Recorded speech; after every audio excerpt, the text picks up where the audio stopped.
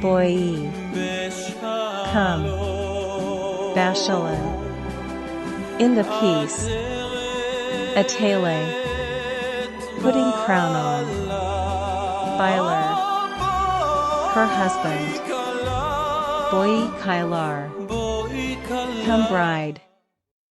This is a beautiful Hebrew wedding song, as if the angels in heaven are calling for the bride who has been waiting for 6,000 years to stand up bravely and put on the crown of glory for the coming King of Heaven. Hello everyone, welcome to Enoch Talk Show. Today we continue the story of Jacob, part 16. Jacob complained that the years were shortened, and blessed Joseph with deep mysteries.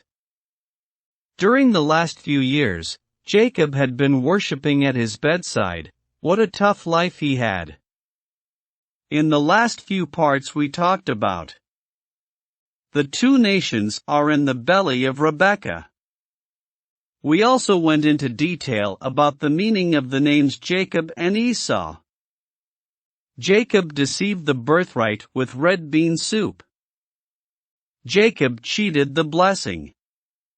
These two cheats are double quotation marks, referring to the eyes of people on earth. We talked about Jacob's double marriage and sister's jealousy.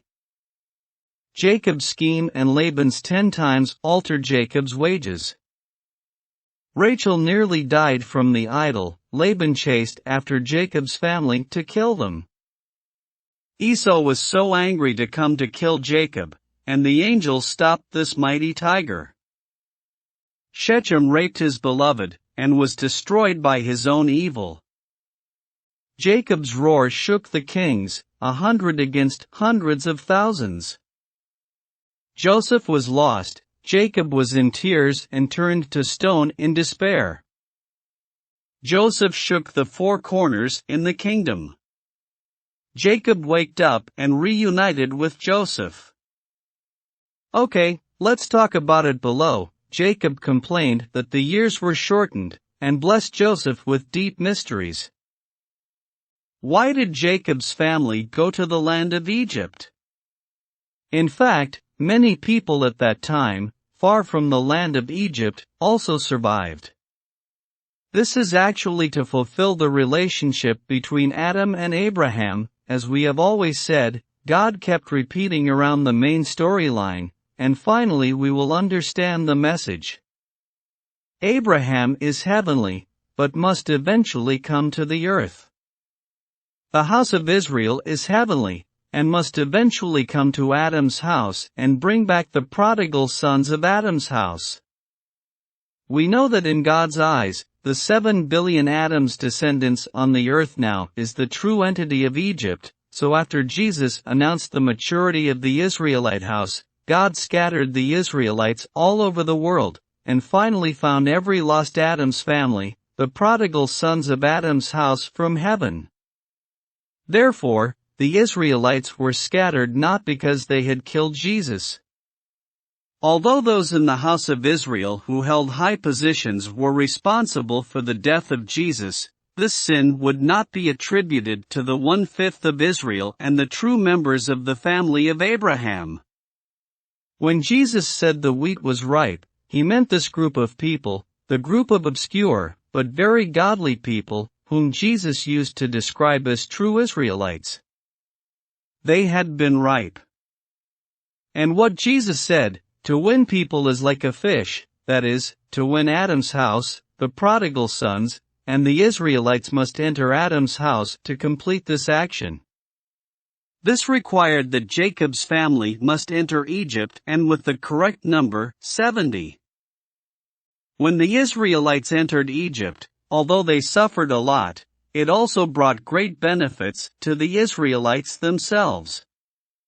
In the land of Egypt, they had the best pastures, and in the just 2 to 3 generations, from 70 people, they became a large family of millions. When the Israelites came out of Egypt, many Egyptians also followed, and they finally merged into the Israeli family on the way of Exodus. This was once again a preview of the doomsday. Finally, the Enoch team from Adam's family merged into the Israeli family. By recording these rehearsals, in the end the people of God, in the midst of the Great Tribulation, can find their way out. Therefore, the Torah records not what happened in the past, but what will happen in the future, especially the guidebook for us to escape the tribulation. These we will understand later. Furthermore, everything repaired by God is stronger than the original one. It just takes time to settle. That's why we have waited for 6,000 years to build a ladder that will never break legs again. Let's look at the story in the scriptures. Then he sent Judah before him to Joseph, to point out before him the way to Goshen. And they came to the land of Goshen. So Joseph made ready his chariot and went up to Goshen to meet his father Israel, and he presented himself to him, and fell on his neck and wept on his neck a good while. And Israel said to Joseph, Now let me die, since I have seen your face, because you are still alive. Then Joseph said to his brothers and to his father's household, I will go up and tell Pharaoh, and say to him, My brothers and those of my father's house, who are in the land of Canaan, have come to me.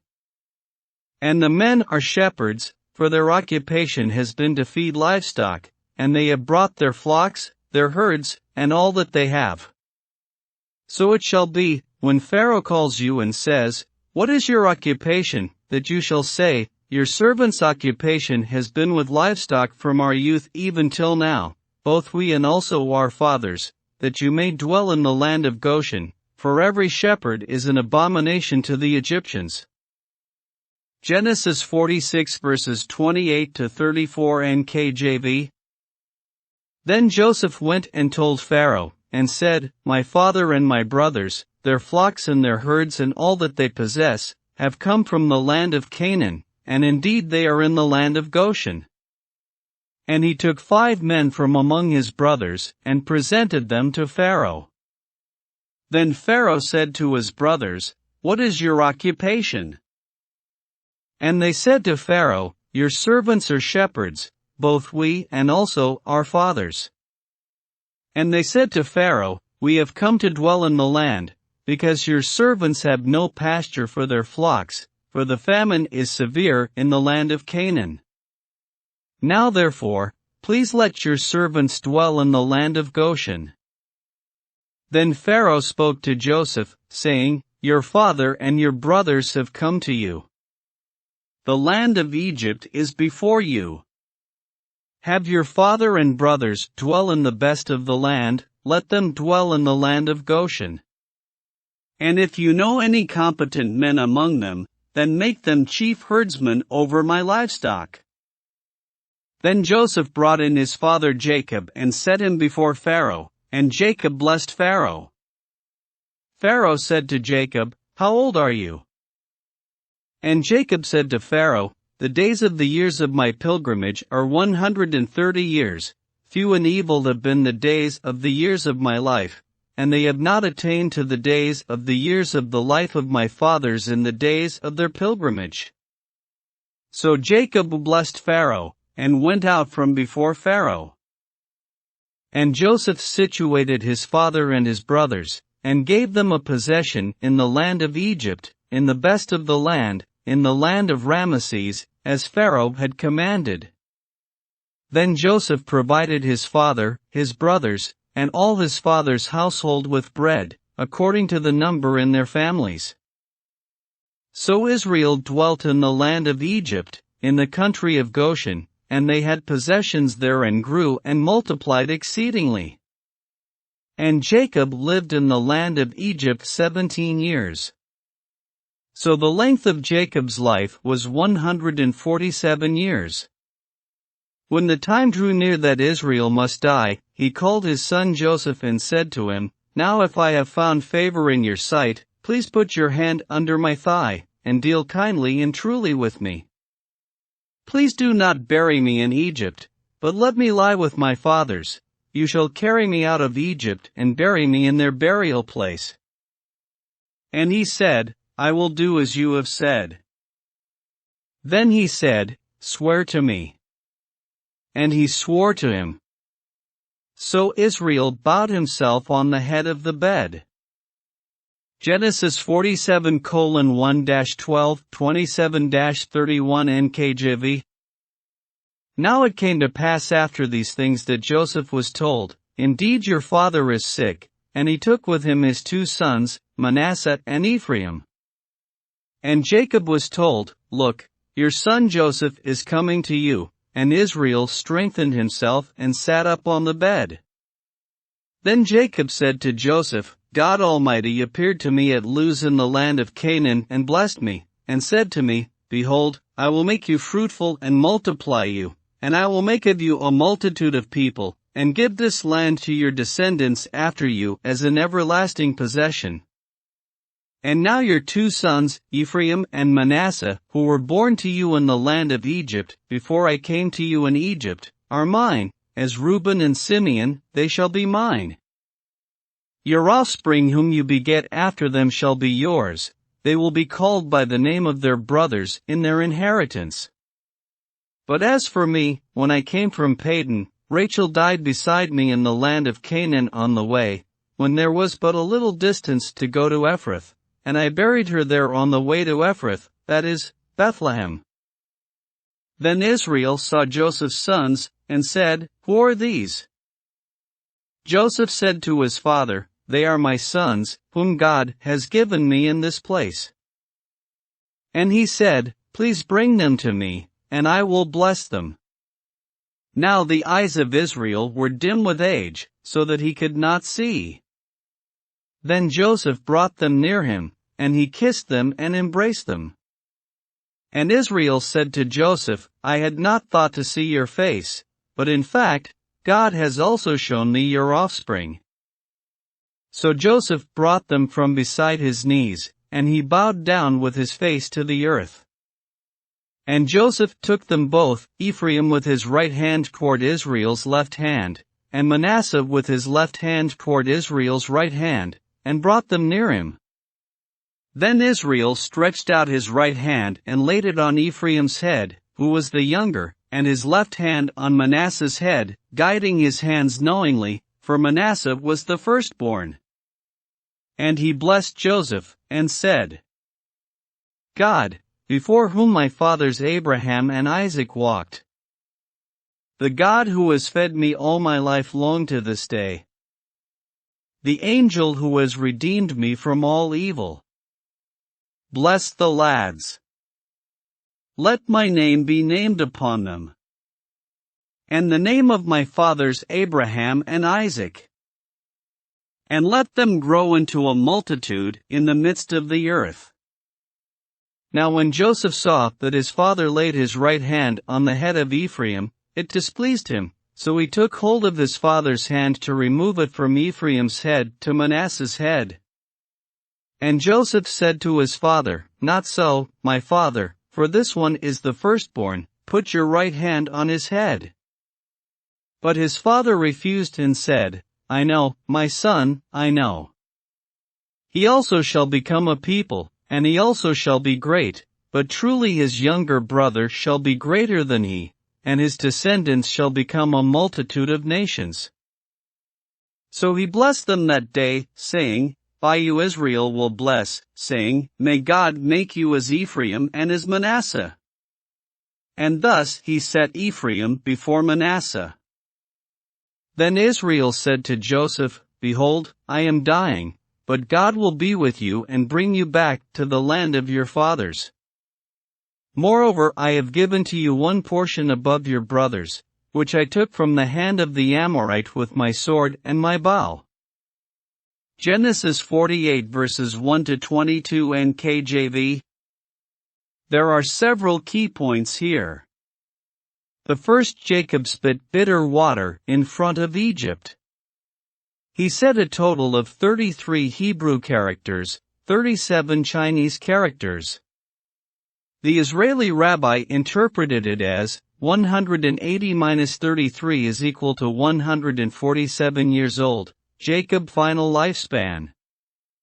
People are in grief all the year round, and it is difficult to pull them out all sadness at once. So this is also a warning to the people in the Ark of Doomsday. We must learn from David and learn to control our own grief. In fact, a lot of depressing things will happen in the catastrophe. Our eyes can only be fixed on the sky, never on people. In that part of paragraph 15, it is mentioned that Joseph gave all his wealth to the brethren and kept nothing for himself. This corresponds to the last days, when the brothers met. The house of Enoch handed over everything to Moses. Neither the scepter nor the wealth was left to the team of Enoch themselves, but to the house of Israel. And those who were unwilling to do so became Esau and left the ark. We didn't understand the real reason why Jacob blessed Joseph's sons in such a way. We thought it was just emphasizing that the little one was to receive more blessing and the older one was less. Even Joseph didn't understand this beyond its superficial aspect, and everyone thought it was Israel's bad eyesight. In fact, Jacob said to the family of Adam represented by Joseph, "I was the eldest son, but I had given up firstborn right and gave the blessing to you, Adam family, the blessing of the firstborn. Just as I gave Esau many earthly blessings." These are the deep message Jacob gave us using two sons from Joseph. The first son was representing the house of Abraham, represented by David, and the second son was from the house of Adam, represented by Joseph. Therefore, from then on, both houses were from all the sons of Jacob. The ladder they formed will be the ladder after repairing the broken leg of Adam. You see, a few people understand this even today. Most of us are like Esau, who were born with abundant blessings and did not know where these blessings came from. Every day they persecute the Israelites, persecute the house of Jacob, who in fact blessed us since Joseph's time, and crashed on the source of our blessings, as if Esau to break free their yokes. They could shot to the heaven like Monkey King Sun Wukong, but failed to realize the fact that they will immediately fall into hell. Let's look at Ephraim again as a multi-ethnic, prospective family, but almost wiped out the entire family in several incidents. 1. Ephraim was killed by Gilead for 42,000 people. 2. Later, descendants of Ephraim did not wait for Moses to arrive, so they went to Canaan by himself. In the end, tens of thousands of strong men were almost wiped out. 3. They did not follow God's commandments in Mount Ephraim, and eventually the Dan tribe was trapped. Even Rachel's other son, the family of Benjamin, was nearly wiped out, Judges 20. These are God's plans and actions according to the fate of Adam's family, and revealed to us the fate of Adam's family. And the same descendants of Joseph, the Manasseh family, which is the foreshadowing of the eldest son, Jacob's family, but nothing like these happened. The descendants of Manasseh were still divided into two, indicating that the single family of Jacob's family would be divided into two parts, north and south countries. What even more interesting is that Gideon, the leader of the 300-man army against the 100,000-strong army, came from the Manasseh tribe, corresponding to the 150,000-strong army led by Abraham with 318 people against the 4 kings to rescue Lot. It also corresponds to more than 100 men from Jacob's house, against a dozen Canaanite kings with hundreds of thousands of troops. These are the epitome of the apocalyptic war of Armageddon, and the true entity of Armageddon war, that is, the battle of hundreds of thousands against 200 million, will be done by the Enoch team, the Adam family. This is the little horn of the Adam family, completely betraying the Adam family. It was also the most important battle to awaken the Israelites. After that, Enoch and Elijah, as team leaders, scapegoated Esau in the team. To put it bluntly, Esau and Enoch's team did the killing, and Jacob of Adam's family didn't have the blood of 200 million people at all, so in the end, they can safely build a temple for God. Neither Enoch nor Elijah will be tainted with the blood of this 200 million of army, but they will be the leaders to take responsibility, so the beast will be allowed to kill them. This is also God's arrangement, and it will be also chosen willingly by Enoch and Elijah, because without the two of them showing the scene of Jesus' resurrection again, it will still be difficult for the Israelites to awake and board the ark. It is because God arranges His revelation so precisely and repeatedly that we can finally see the way back to the heaven home. Let's see how the book of Jasher described it. Book of Jasher, chapter 55. 1 And it came to pass after this that Jacob said, I will go and see my son in Egypt and will then come back to the land of Canaan of which God had spoken unto Abraham, for I cannot leave the land of my birthplace. 2 Behold, the word of the Lord came unto him, saying, Go down to Egypt with all thy household and remain there. Fear not to go down to Egypt, for I will there make thee a great nation. 3 And Jacob said within himself, I will go and see my son whether the fear of his God is yet in his heart amidst all the inhabitants of Egypt. 4 And the Lord said unto Jacob, Fear not about Joseph, for he still retaineth his integrity to serve me, as will seem good in thy sight. And Jacob rejoiced exceedingly concerning his son.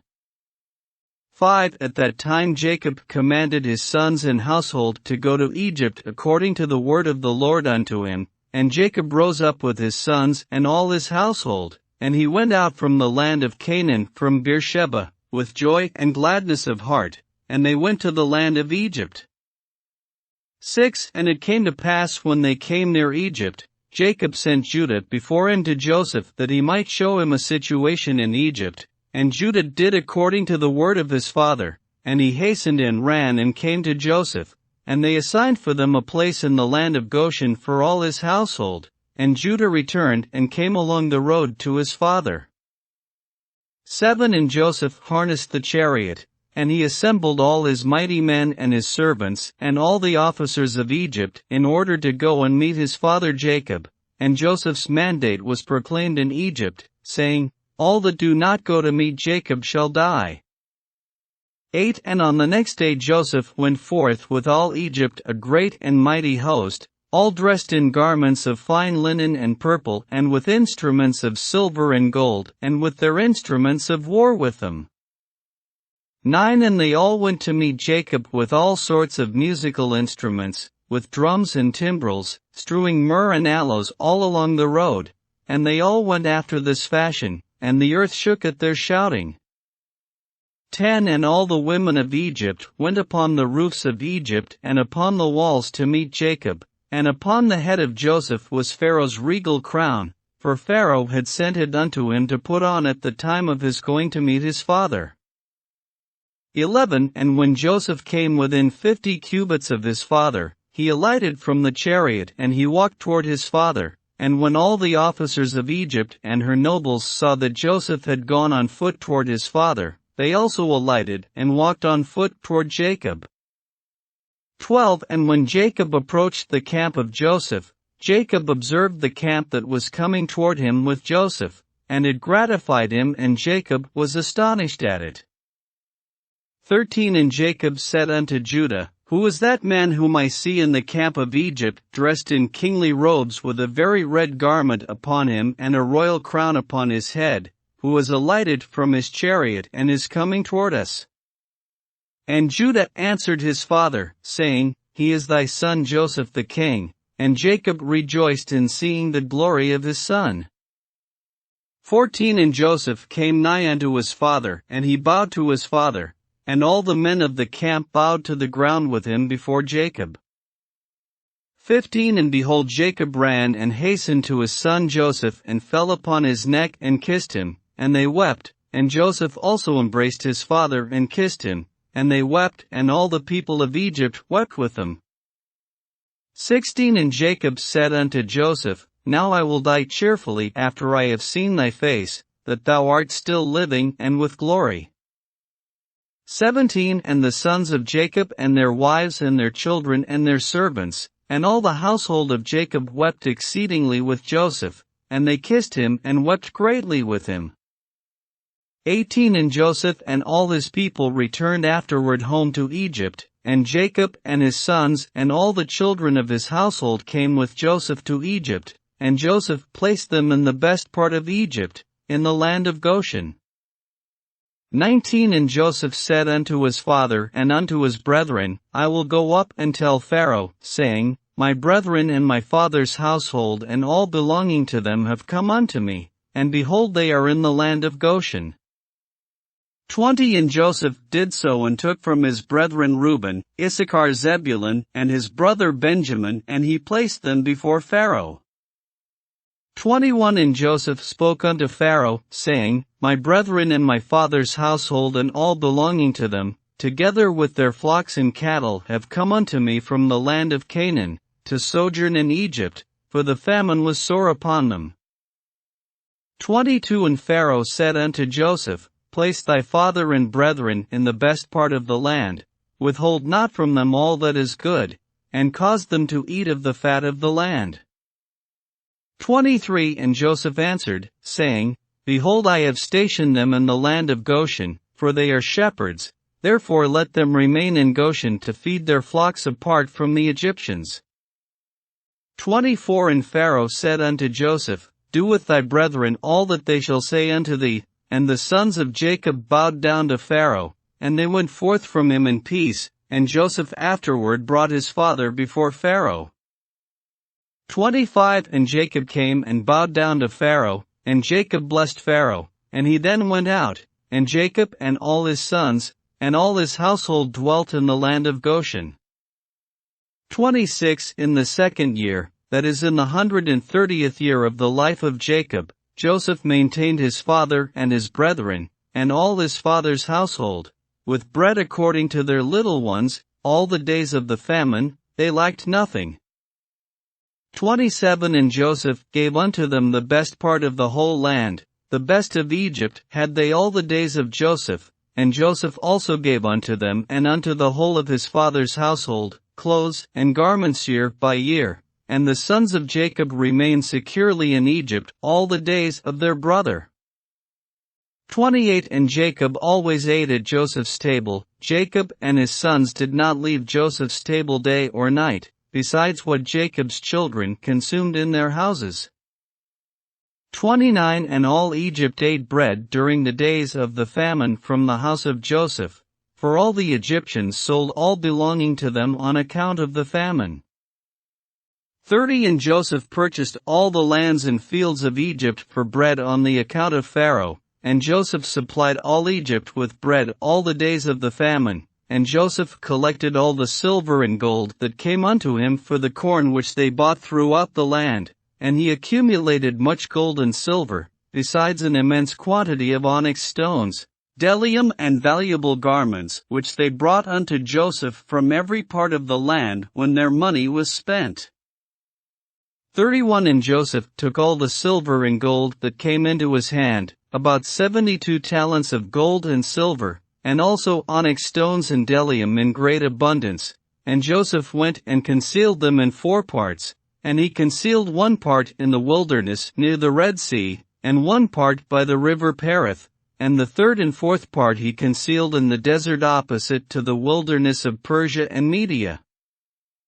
32 And he took part of the gold and silver that was left, and gave it unto all his brothers, and unto all his father's household, and unto all the women of his father's household, and the rest he brought to the house of Pharaoh, about 20 talents of gold and silver. 33 And Joseph gave all the gold and silver that was left unto Pharaoh, and Pharaoh placed it in the treasury, and the days of the famine ceased after that in the land, and they sowed and reaped in the whole land, and they obtained their usual quantity year by year, they lacked nothing. 34 And Joseph dwelt securely in Egypt, and the whole land was under his advice, and his father and all his brethren dwelt in the land of Goshen and took possession of it. 35 And Joseph was very aged, advanced in days, and his 2 sons, Ephraim and Manasseh, remained constantly in the house of Jacob, together with the children of the sons of Jacob their brethren, to learn the ways of the Lord and his law. 36 And Jacob and his sons dwelt in the land of Egypt in the land of Goshen, and they took possession in it, and they were fruitful and multiplied in it. The next part will say, Jacob blessed his 12 sons, and burial and weeping all over Egypt. Esau regretted sold a birthright too late, and was beheaded before the entrance of the cave. The 17th part of Jacob's story is also the most blessed moment for the Jacob family. Thank you for listening to the Enoch Talk Show. See you next time.